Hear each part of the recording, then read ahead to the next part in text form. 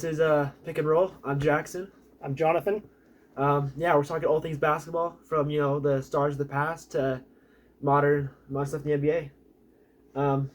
Today we're talking about the players and teams we're most excited to see for the upcoming NBA season. Um, I'll just do my first pick. Me personally, I'm really excited to see Cooper Flag. He did pretty well too. I feel like he was really good for a little bit, and then his kind of got injured and got held him back. But even in high school, as like a senior, a couple years ago, I saw him and was like, he has a lot of potential to be great. I think he's going to do really good. So we're just gonna see how he goes, especially in a system like Dallas with AD and Kyrie on that team. I think they got a lot of potential to be like a pretty decent team and can make a pretty good playoff run. Um, yeah. I agree. Cooper Flag was number one on my list as well. I want to see. There was so much hype around him this year, as much so as Victor Wembanyama had, and we know how great Victor turned out to be. So, my question is Cooper as good as everyone thinks he's going to be, or is he just a bust? He was decent in summer league, but summer league is summer league, and Yeah. does that mean he's going to be an all-star? He's probably going to be rookie of the year, if not Dylan Harper. But all eyes are going to be on Cooper to see how he does, especially in Dallas. They gave away everything in hopes of getting that. So is this going to be Nico Harrison's saving grace with Cooper Flag, or is it going to flop? So I'm excited to see how that turns out. Exactly. Yeah. I mean, kind of going back to that, again, he's the number one on my list, and yeah, summer league was a big thing. He wasn't great, it wasn't terrible. He was just kind of right in the middle of the pack. And again, it reminds me of Trae Young. When he was in summer league, he was terrible. Right? He looked really bad, and then obviously he's pretty great. In 2021, I believe it was, he led his team to the conference finals in a pretty well stacked East. I feel like at that time. So yeah, sometimes really hard to tell on NBA player. We've seen a lot of greats do really poorly. I mean, I saw a lot of people play really great and turn out to be busts. So, yeah, that's really big.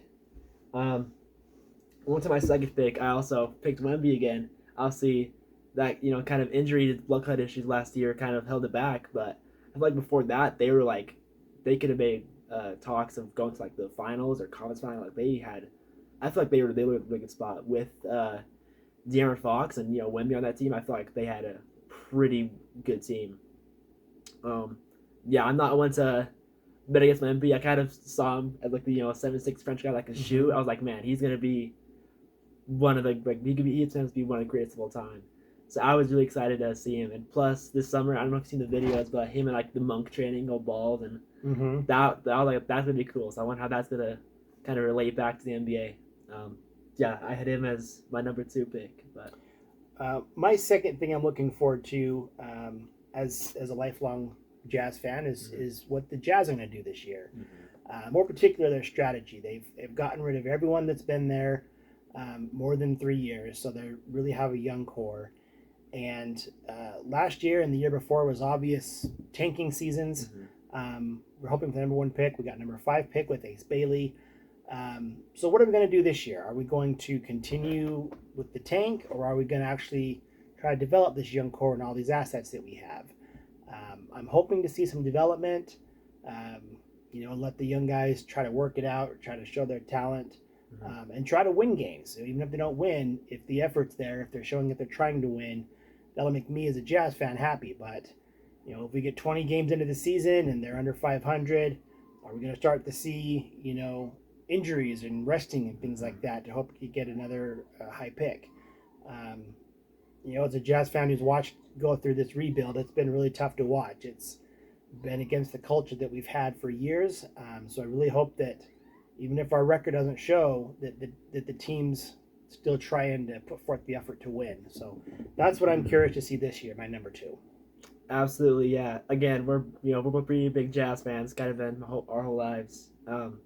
Yeah, I mean, it's been really rough being a Jazz fan. It sure has. So, yeah, I mean, at least kind of after Stockton and Malone, and right before Karolinko and that Jazz era became pretty good. We're at least even though we were bad, we tried. You know, like we had put in the effort, but that like the whole idea of tanking, I feel like it's just terrible. Again, because I agree. we were the worst team in the West, and it didn't pay off for us at all. I remember when he told me Luke was traded, I was like, I ran upstairs to his room and we were talking about it for a little bit. So yeah, I mean, finally got the #1 pick, really got both of us really angry. Yep. So, but I really hope we get something good. I kept telling everyone like if we Cooper Flag, all this tanking will be at least amount of something, right? Yeah, So. it'll be interesting. I know that Danny Ainge has had this strategy of rebuild for a while since he traded away Mitchell and Gobert, but I think it's time to start seeing some rewards from this and not just banking on his name that he's done it in the past to actually show the fruits of his labor this year. So I'm hoping to see some good things for the Jazz. I don't know that the playoffs are in the picture, but I think we should at least shoot for a play-in game and kind of just develop from there. So Absolutely. All right, what's your third? Yeah, my third pick is honestly, I'm excited to see Damian Lillard back in Portland.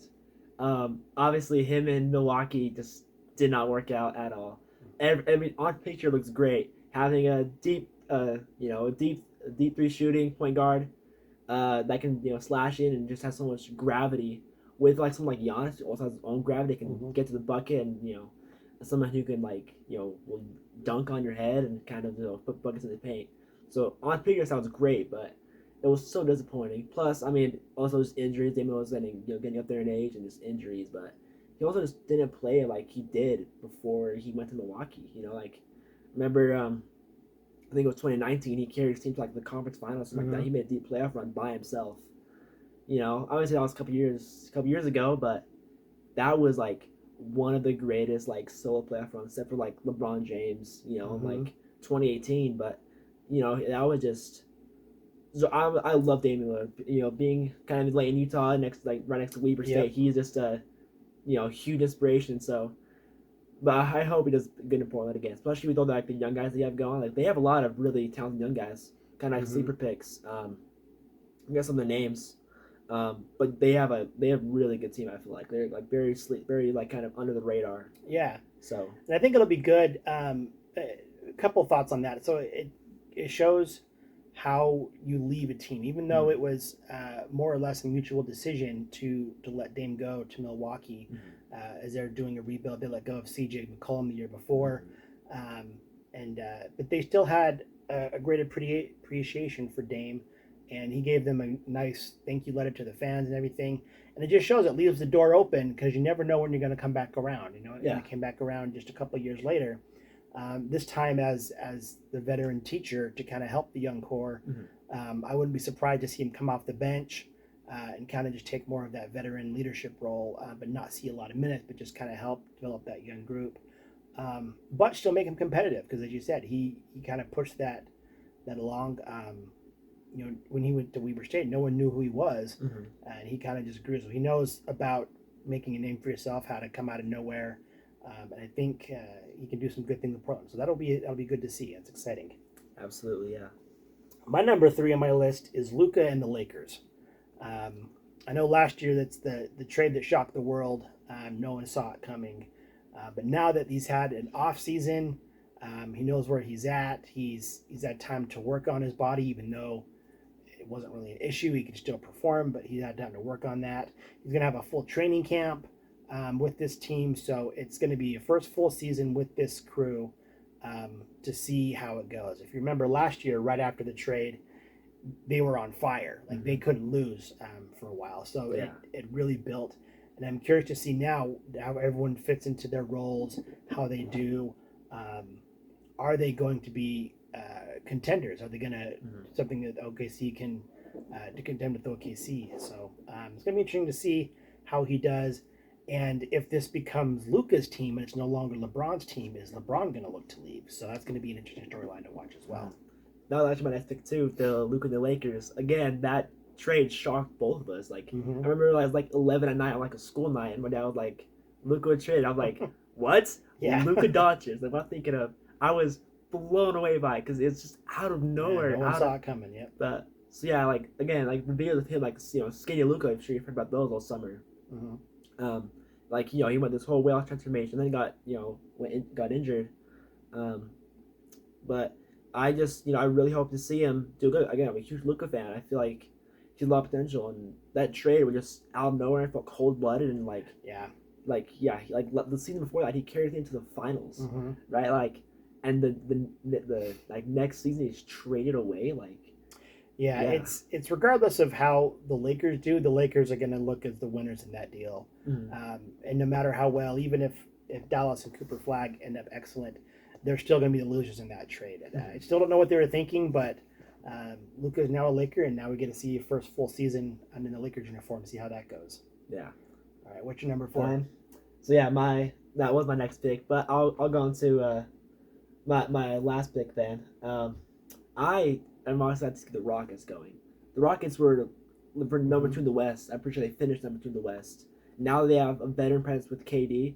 I'm not the biggest fan of him because the way he went to the Warriors, but you gotta expect that he is one of the greatest scorers of all time. Yeah. Honestly, I think he's the greatest scorer of all time.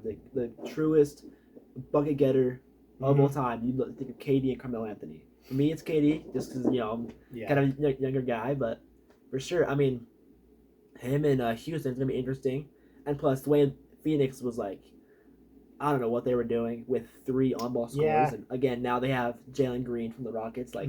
Just I don't see the vision there. So I really think with Albert Sengun and the Thompson twin, I think it's Amen Thompson on the Rockets. He looked great last year. Sengun's been great. I mean, I think actually it was the other day, but the 25 minutes he had a triple-double in the EuroLeague or whatever. So he's great, yeah.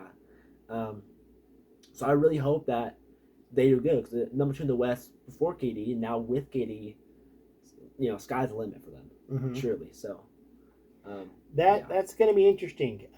It's either going to be excellent or it's going to blow up, and I don't know what it's going to be. If it blows up, it's not due directly to Kevin Durant.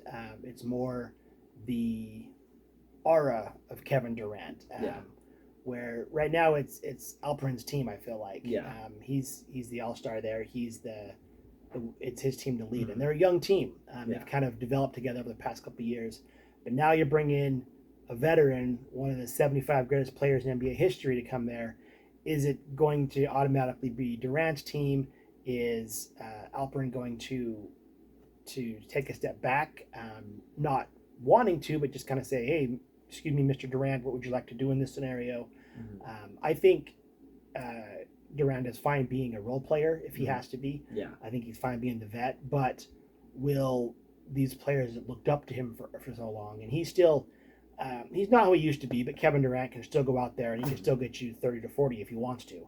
So are they going to hand him the right and say, this is your team, or are they going to keep that little core that's been together and kind of develop it? Even though they were second last year, I don't think anyone really believed they were title contenders. They just did great in the regular season, but then it proved out in the playoffs that they weren't quite ready. But now with the year of playoff experience, they're kind of in a fragile state. And that's why I said it could go great, where Durant just kind of helps them, give them that nudge they need to get to the conference finals and the finals, or because they don't know how he's going to fit into the equation, or I can see it blowing up.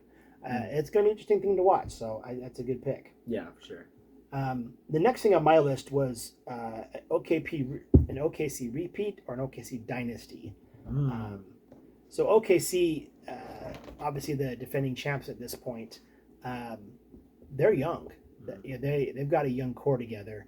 It reminds me of the first time Golden State won a championship, and I remember hearing one commentator say, these guys are young. I remember for the third, fourth year what it was. I said, we've got another 6-7 years of this core together where OKC's gonna make a run. And sure enough, they won 4 titles in 6 years. So is OKC set to do that with their young core, where they accomplished the title so quickly, or because it took them 7 games, was it just lightning in a bottle, just the one season? We haven't had a repeat winner in, I think it's 8 years. Don't quote me on that, but we've had a lot of balance across the league lately, so it's going to be tough for OKC to repeat.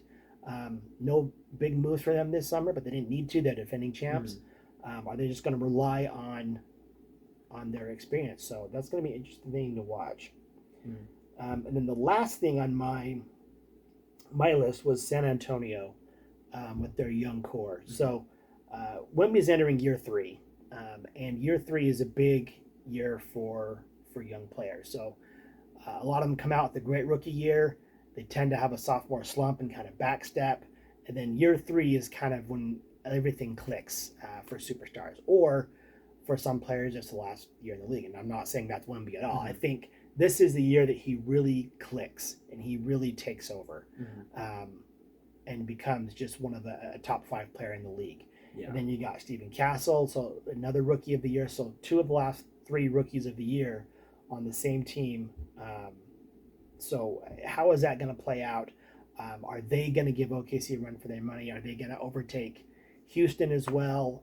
Where are they going to fit into the West and how that plays out? I think OKC, or excuse me, not OKC. So I think San Antonio is going to surprise a lot of people.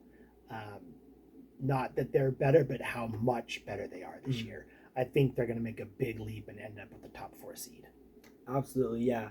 Go back to like the Thunder, yeah, like that. Those playoffs, that with the Pacers and Tyrese Halliburton, no one expected Tyrese Halliburton to be as good as he was. No one did. And I said to my friends, like, he's gonna be like round 1 sweep, right? He's like, and he just shocks everyone and becomes like this killer in the playoffs, blew everyone away.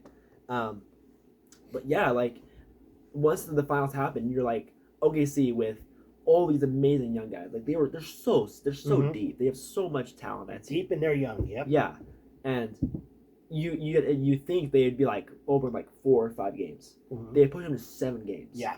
So and again, Tyrese Halliburton got injured that 7th game. If he wasn't injured, would they? Who knows? What I mean, he had so many last-second heroics in that playoff run that it's hard to say the Pacers wouldn't have won that game. Because every game you thought they were going to lose, they ended up pulling out. Exactly. Yeah. So it's really tough. Who knows? It's a big question mark of how would it have ended.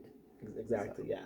And yeah, just going back to the Spurs too. Again, they're really good. They were really good last year. I thought they could have made a playoff run. Now with Stephon Castle, again, he did really good, and he looks good. He won. He was definitely I feel like the favorite for Rookie of the Year.